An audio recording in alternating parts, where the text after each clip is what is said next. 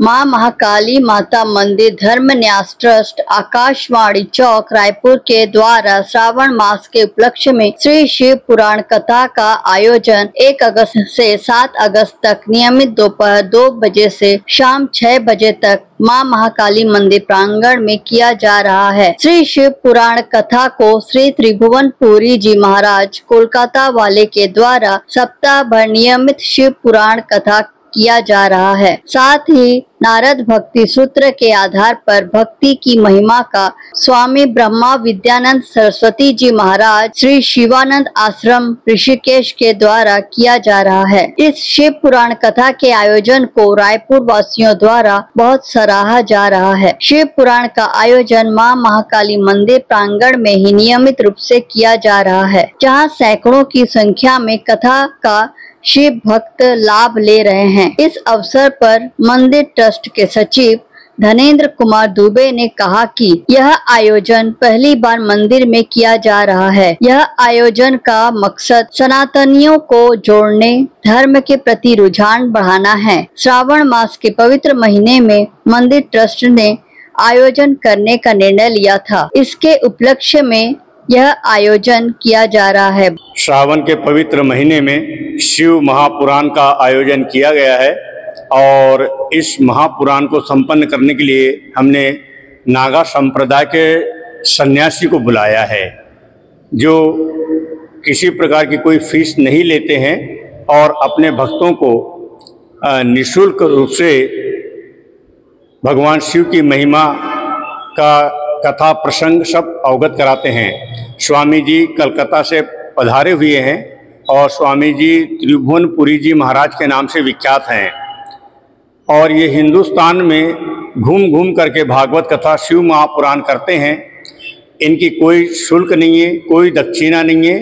जो जिस स्थिति में कराना चाहें उस स्थिति में ये कर देते हैं, लेकिन इनका कहना है कि सनातन धर्म का प्रचार होना चाहिए और चरित्र का निर्माण होना चाहिए। तो भगवान शंकर जी ने अपने लीलाओं में जिस प्रकार से मनुष्य जाति के लिए, मनुष्य लोक के लिए जो चरित्र का निर्माण किया, जैसे उन्होंने पार्वती से विवाह किया तो विवाह की विधि से किया, उन्होंने बहुत सारी लीलाएं की, तो उन्हीं सब लीलाओं का जो 7 संहिताएं हैं, शिव महापुराण में 24,000 श्लोक हैं, उस 24,000 श्लोक को 7 संहिताओं में बांटा गया है। तो स्वामी जी उन 7 संहिता का संक्षिप्त ब्रीफ जो है यहाँ भक्तों को अपनी अमृतवाणी से अवगत करा रहे हैं। यहाँ पर पार्थिव शिवलिंग का निर्माण होगा। पार्थिव शिवलिंग का निर्माण के पश्चात उसका रुद्राभिषेक होगा और रुद्राभिषेक के साथ ही साथ 2100 रुद्राक्ष, पंचमुखी रुद्राक्ष का पूजन पाठ होगा और स्वामी जी के कर कमलों से परसों के दिन सभी भक्तों को जो उपस्थित रहेंगे उन्हें निःशुल्क वितरण किया जाएगा और रुद्राक्ष की महिमा बताई जाएगी कि हमें रुद्राक्ष क्यों धारण करना चाहिए, वैज्ञानिक कारण क्या हैं उसके। तो महाकाली मंदिर में प्रतिदिन श्रोता लोग 2 से 6 आते हैं, बैठते हैं और कथा श्रवण करते हैं। भक्तों के लिए यहाँ पर निःशुल्क आवास की व्यवस्था की गई है और साथ में दोनों समय के भोजन की व्यवस्था की गई है। समय अनुसार चाय नाश्ता सारी व्यवस्था ट्रस्ट की हुई है और जो भी भक्त आते हैं कथा के उपरांत उन्हें प्रसादी, आरती सभी चीज़ों का वितरण कराया जाता है और हमारे जो भी भक्त श्रोतागण हैं वो बहुत गदगद हैं कि स्वामी जी के मुखारविंद से वो अमृतवाणी सुन रहे हैं। इसमें किसी प्रकार की कोई रासलीला, कोई नौटंकी, कोई नाटक, कोई झांकी, किसी प्रकार का आयोजन इसमें नहीं हो रहा है। कथा यानी कथा भजन कीर्तन श्रवण 3 ही चीज़ों पर आधारित है। मां महाकाली मंदिर ट्रस्ट का निर्माण 1996 में हुआ था। ये भारत सरकार द्वारा रजिस्टर्ड पंजीकृत संस्था है। मैं इस ट्रस्ट का सेक्रेटरी हूँ। मेरा नाम प्रोफेसर DK दुबे है और धार्मिक आयोजन करना हमारी ट्रस्ट की गरिमा भी है और समय समय पर हमारी आवश्यकताएं भी हैं समाज के लिए और हम ये उद्देश्य लेके चले हैं कि हम समाज का निर्माण कैसे करें। तो हम सामाजिक जन कल्याण के कार्य इस प्रकार के समयानुसार करते रहते हैं। यह मंदिर आकाशवाणी चौक रायपुर में स्थित है और इसकी स्थापना अंग्रेजों के शासनकाल 1931-32 की कामाख्या के नागा साधुओं द्वारा की गई है वर्तमान में ये स्वरूप ट्रस्ट बनने के बाद में निर्माण किया गया है। इसका विनिर्माण हुआ है। निर्माण तो 1932 में हुआ था, अब जो भी हो रहा है वो रिकंस्ट्रक्शन हो रहा है। और जिन सज्जनों को भी यहाँ आना है तो यहाँ पर आप महाकाली के दर्शन के साथ साथ पूरे छत्तीसगढ़ में अकेले सद्योजात महादेव हैं जो यहाँ स्थापित हैं। यहाँ पर उग्र भैरव हैं जो छत्तीसगढ़ में और कहीं नहीं है। यहाँ पर आनंद गणेश की स्थापना है, वो भी छत्तीसगढ़ में कहीं नहीं है। और साथ में पंचमुखी हनुमान जी हैं। इसके साथ साथ बहुत सारे भक्त लोग नवग्रह के लिए भटकते रहते हैं, तो हमने एक ही शिलाखंड पर नवग्रह का निर्माण करवाया है और उसकी भी विधिवत स्थापना यहाँ कराई है। तो अब यहाँ इस मंदिर प्रांगण में आने के बाद में किसी को नवग्रह की पूजा करनी है, शनि देवता की पूजा करनी है, पंचमुखी हनुमान की करनी है, आनंद गणेश की करनी है, तो उसे कहीं अन्यत्र जाने की जरूरत नहीं है। वो इसी प्रांगण में अपनी सारी पूजा पाठ को संपन्न कर सकता है। मंदिर में यह शिव पुराण की कथा अभी तक के मेरे कार्यकाल में, जब से मैं 1993 से इस मंदिर को संभाल रहा हूँ, ये प्रथम आयोजन है ट्रस्ट की ओर से। ट्रस्ट के द्वारा ये इतना बड़ा आयोजन जो है श्रावण मास में पहली बार ही हो रहा है।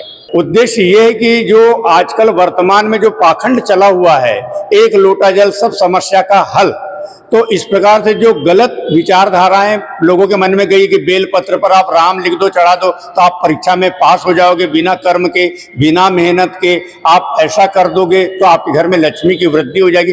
जो इस प्रकार के जो अन्यत्र महाराज लोग टोना टोटका बता रहे हैं और पब्लिक जो दिग्भ्रमित हो रही है, तो उस पब्लिक दिग्भ्रमित न हो और उन्हें वास्तविक ज्ञान हो कि शिव पुराण क्या है। शिव पुराण पूरा एक रहस्य है, पूरा विज्ञान छुपा हुआ है उसमें पूरी विधि विधान है। और शंकर भगवान देवादिदेव महादेव हैं, उन्होंने विष का भी ग्रहण किया हुआ है, तब भी उन्होंने सामाजिक कल्याण ही किया हुआ है।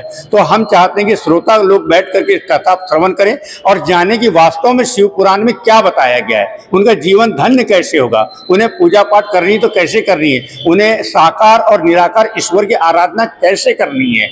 लोग पागल हुए जा रहे हैं नए नए बाबाओं के पीछे में, जिनको जो पुराण कम करते हैं, नाटक नौटंकी झांकियां ज्यादा निकालते हैं, संगीत ज्यादा बजाते हैं, कथा शिव जी की कम बताते हैं और साथ में कुछ टोटके बताते रहते हैं, जिसमें पब्लिक दिग्भ्रमित हो जाती है। वो शॉर्टकट रास्ता अपनाना चाहती है, जबकि ईश्वर की आराधना कभी भी शॉर्टकट रास्ते की नहीं रही है। वास्तविक ज्ञान से जो व्यक्ति जहाँ खड़ा है वहां से याद करेगा, ईश्वर उसके सामने प्रकट होगा। यही हमारा उद्देश्य है। हमारी समिति में 21 सदस्य हैं, जिसमें 4 पदाधिकारी और 17 न्यासी हैं। और शिव पुराण का महत्व ये है कि श्रावण मास को, जब हमारी सनातन की परंपरा ये कहती है कि जब भगवान नारायण शयन में चले जाते हैं देवशनि एकादशी के दिन, तो इस प्रकृति का, इस ब्रह्मांड का सारा संचालन भगवान शिव के हाथ में आ जाता है। तो और भगवान शिव इस 4 महीने का जो चातुर्मास होता है, इसका पूरा संचालन इस टाइम पर भगवान शिव के हाथ में, पूरी प्रकृति उनके हाथ में है। तो उस प्रकृति में श्रावण मास उनका पवित्र मास माना जाता है, क्योंकि इस श्रावण मास में ही भगवान शिव की आराधना करके पार्वती देवी ने शंकर जी को प्राप्त किया था। और श्रावण मास वैसे भी हरियाली का महत्व माना जाता है। भगवान शंकर कैलाश में रहते हैं, चारों ओर वन आच्छादित हैं, हिमवान के वो दामाद कहलाते हैं। तो प्रकृति से जुड़ाव के प्रति जो है इस 4 महीने का महत्व है, जिसमें श्रावण का अत्यधिक महत्व इसलिए है कि श्रावण मास से ही सभी प्रकार की प्रकृति के अन्न की उत्पत्ति होती है।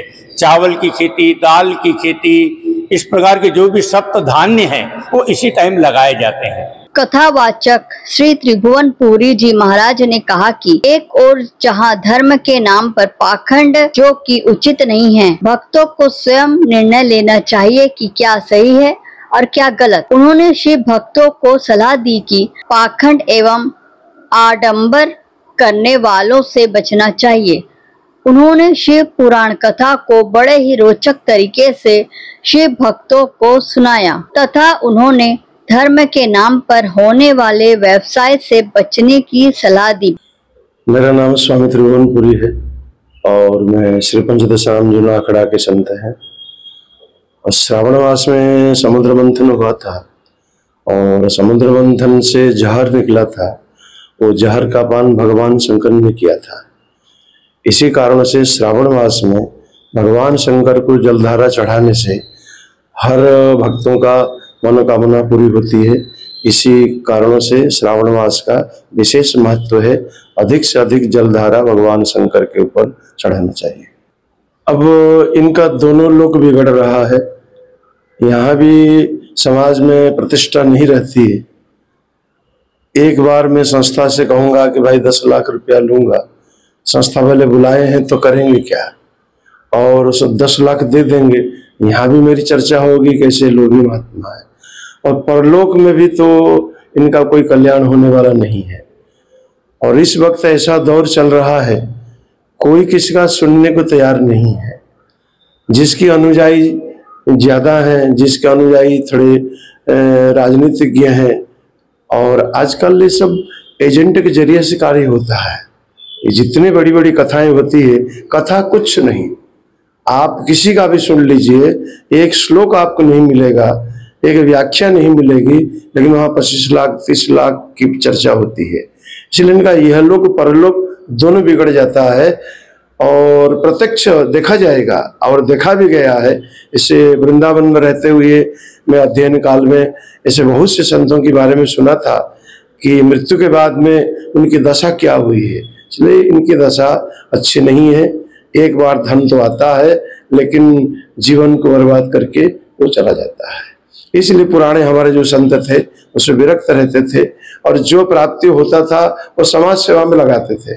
और उसी परंपरा से मैं चल रहा हूँ, और जो भी बिना मांगे कुछ प्राप्त होता है वो भी समाज की सेवा में हम लगा रहे हैं। शिक्षा में विशेषकर मेरा जो भी प्राप्य है दक्षिणा, अपने आप संस्था वाले जजमान जो दे दे वो मैं शिक्षा से ही खर्चा करता हूँ। और शिक्षा को आगे बढ़ाने का विशेष प्रयास है कि हमारे सनातन धर्म में संस्कृत का प्रचार होना चाहिए। इसीलिए मैं छोटा सा संस्कृत विद्यालय चला रहा हूँ, और उसमें ये धन का उपयोग करता हूँ। पहचान तो जाएंगे, लेकिन भक्त पहचानना नहीं चाहते हैं, कारण संसार में हर प्राणी अभी परेशानी से गुजर रहा है। सोचता है कि ये जो कथाकार महात्मा कह रहे हैं कि 1 लोटा जल से तुम्हारा सारा समस्या समाधान हो जाएगा, इसी कारण से लोग समझ नहीं पाते हैं। अब मैं कहता हूँ 1 लोटा जल, मन में हजारों छल, और कैसे होगा समस्याओं का हल। तो लोग इसी लोभ के कारण वहां पहुंच जाते हैं और पहचान नहीं पाते, और पाते हैं। समय आने पर ये सारा पर्दाफाश होता है। कारण जिस ईश्वर के नाम से हम समाज को ठग रहे हैं, एक ईश्वर बड़े बड़े जिनका मैं नाम नहीं लूंगा, आज समाज के सामने वो बदनाम हो चुके हैं। कोई जेल में है, कोई कहाँ है, ये ईश्वर का ही देन है। एक बार लोग पहचान नहीं पाते हैं, लेकिन बाद में ईश्वर सबको पहचान नहीं देता। हमारे आश्रम में कलकत्ता में 2 आश्रम है, जगन्नाथपुरी में है और हरियाणा में है। ऐसे आश्रम तो बहुत जगह है, और हमारे जो परिवार गुरु भाई हैं, शिष्य लोग हैं, वो आश्रम का अलग अलग व्यवस्था देखते हैं। और मेरे जिम्मा में जगन्नाथपुरी है, 2 आश्रम कलकत्ता में है, और हरियाणा में बहुत बड़ा आश्रम है, वो उसकी जिम्मेवारी मैं देखता हूँ। आज 5वां दिन है और मैं 4 घंटा शिव पुराण की कथा कहता हूँ। कमेटी वाले बहुत अच्छे हैं, सात्विक विचार के हैं। नहीं तो इसलिए मैं कह रहा हूँ, आज चकाव चौंध पर लोग जाते हैं। अगर सात्विक विचार के संस्था वाले नहीं होते तो मेरे को नहीं बुलाते हैं, कारण मेरे को ही बुलाएगा जो सात्विक व्यक्ति होगा, सात्विक वातावरण होगा। आजकल जो कथाओं में जो बवंडर चल रहा है, तो आजकल लोग उनको बुलाते हैं, लेकिन संस्था वाले बहुत अच्छे हैं। और इसके पहले मैं छत्तीसगढ़ आ चुका हूँ, और हमारे जो दुबे जी हैं, इन्होंने एक बार पितृपक्ष में पितरों के लिए बहुत बड़ा कार्यक्रम आगे धर्मशाला में कराए थे, श्रीमद् भागवत कथा। छत्तीसगढ़ बहुत अच्छी जगह है, और जैसे जैसे ग्राम की ओर आप जाइएगा, छत्तीसगढ़ की खुशबू आपको देखने को मिलेगी। भक्तों के लिए मैं इतना ही कहूंगा, भगवान पर विश्वास रखो। भगवान है, चाहे कितने लोग किस प्रकार कोई भी चर्चा करे, भगवान है। और अपने कर्म पर विश्वास रखो, भगवान पर विश्वास, कर्म पर निष्ठा, और परिवार में प्रेम। और जहाँ संस्था जिस जगहों पर आप जुड़े हुए हो, उस जगह पर एक दूसरे से प्रेम रखते हुए समाज की सेवा करें। आइए सुनते हैं श्री त्रिभुवनपुरी जी महाराज के शिव पुराण कथा के कुछ अंश। रामचंद्र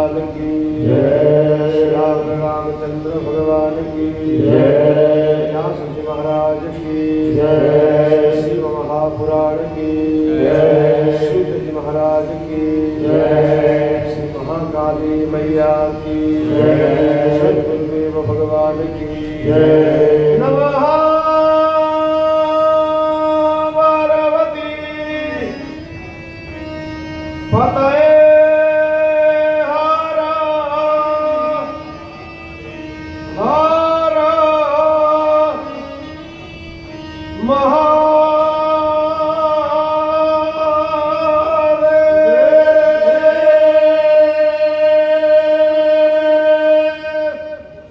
स्त्री हो चाहे पुरुष हो, पाप हो जाता है, न चाह करके भी हो जाता है।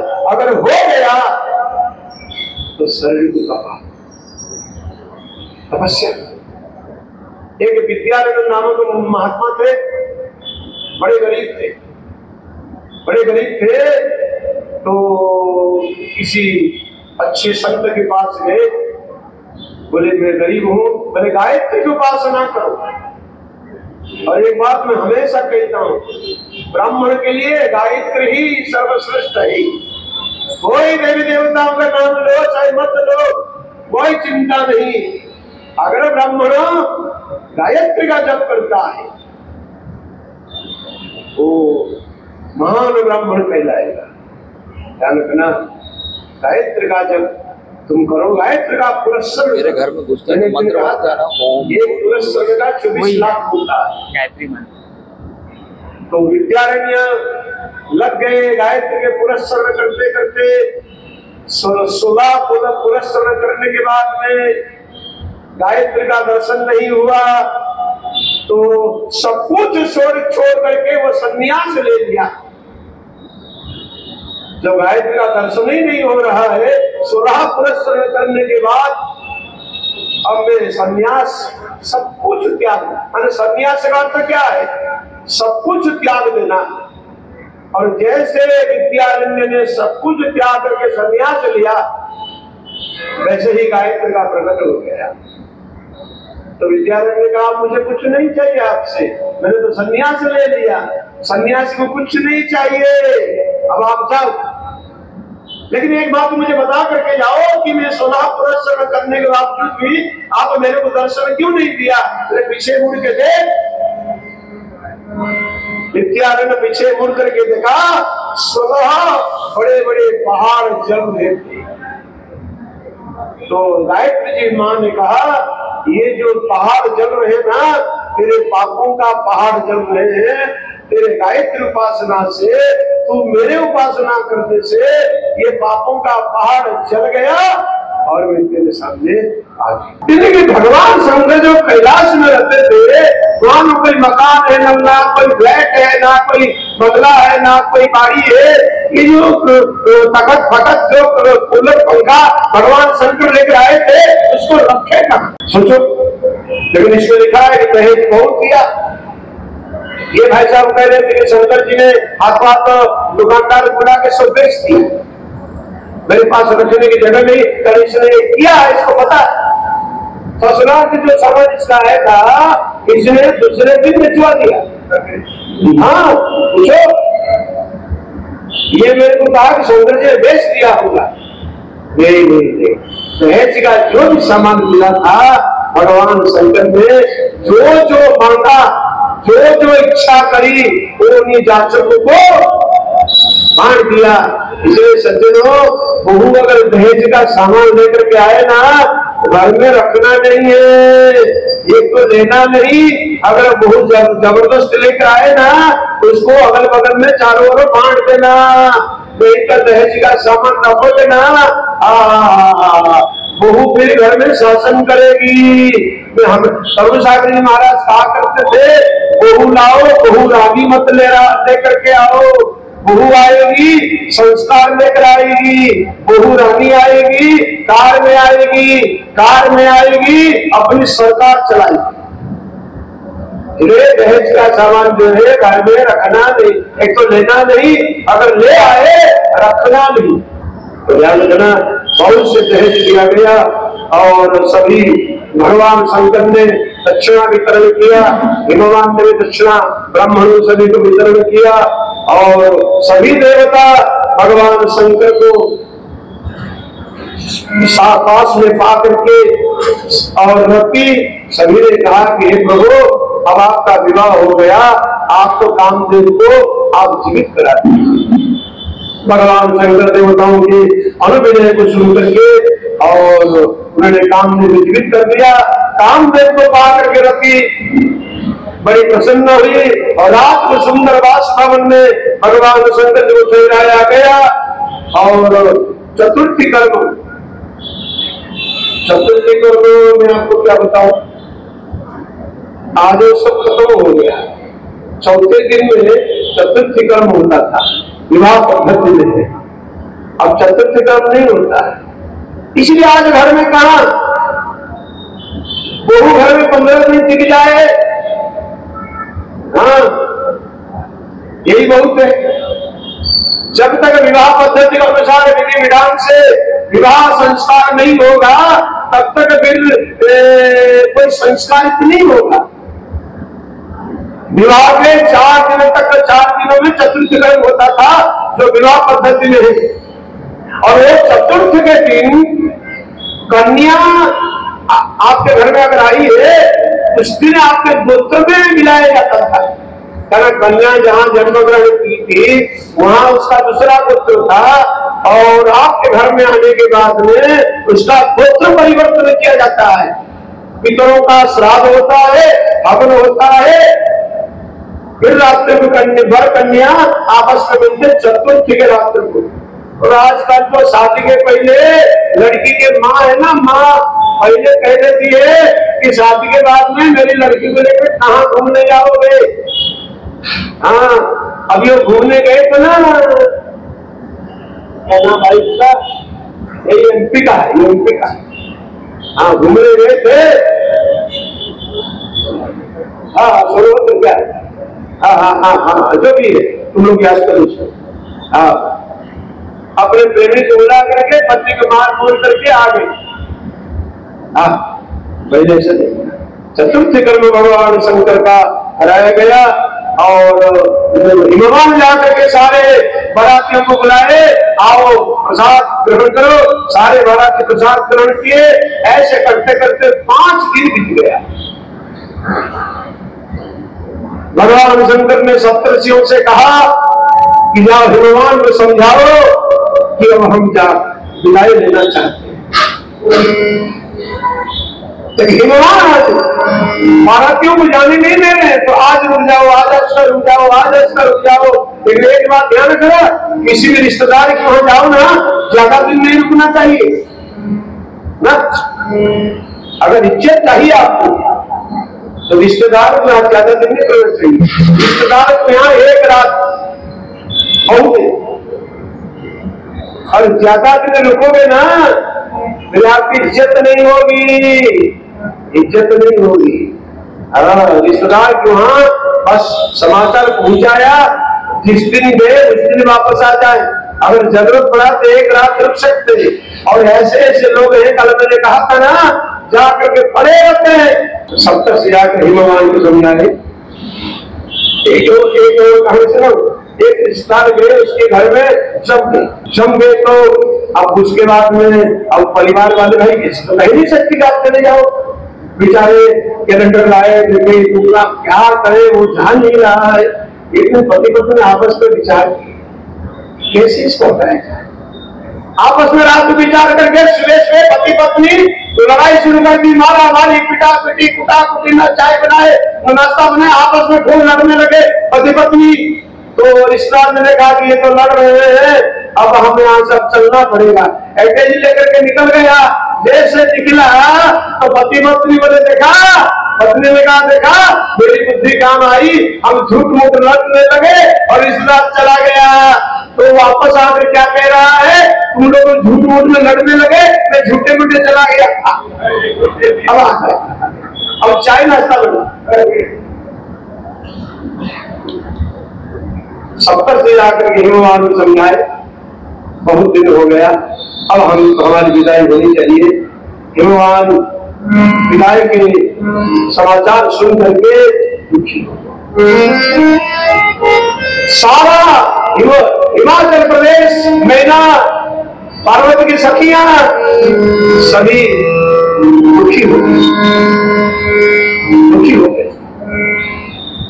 कन्या विदाई के समय में सब, कन्या की विदाई के समय में पशु पक्षी भी रुके।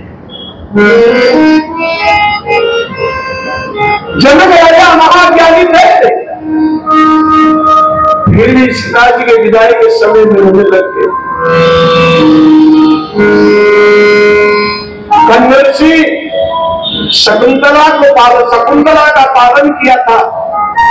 शकुंतला कन्या ऋषि के कन्या नहीं थी, बालिका कन्या थी। जब उसकी विदाई होने लगी, कालिदास ने अभिज्ञान शाकुंतल में जो वर्णन किया है, अगर पढ़ोगे आगे यास्यति शकुंतले हृदयम् संस्पृष्टमुत्कण्ठया। हे शकुंतले, तुम्हारी विदाई के समय में मेरा कंठ रुद्ध हो रहा है। अरे मैं तो एक महात्मा हूं, संसार के बंधन से मैं दूर हूं। जब तेरे विदाई के समय में मुझे इतना दुख हो रहा है, जो माता पिता अपने कन्या को 20 साल 22 साल 25 साल पालन करते हैं, उसी कन्या की विदाई के समय में उन गृहस्थियों को इतना दुख होता है।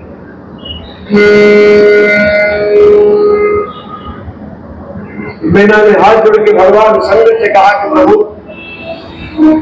ये मेरी कन्या है और आज से आपकी सहधर्मिणी बन गई,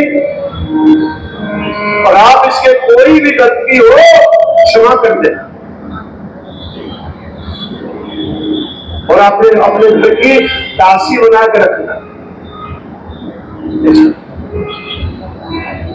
जब विदाई के समय में मैंने ने ब्राह्मणी से कहा, और ब्राह्मणी आकर के उपदेश दे रही है, पति प्रता धर्म का उपदेश मां पार्वती को दे रही है। रामचरितमानस करे हो सदा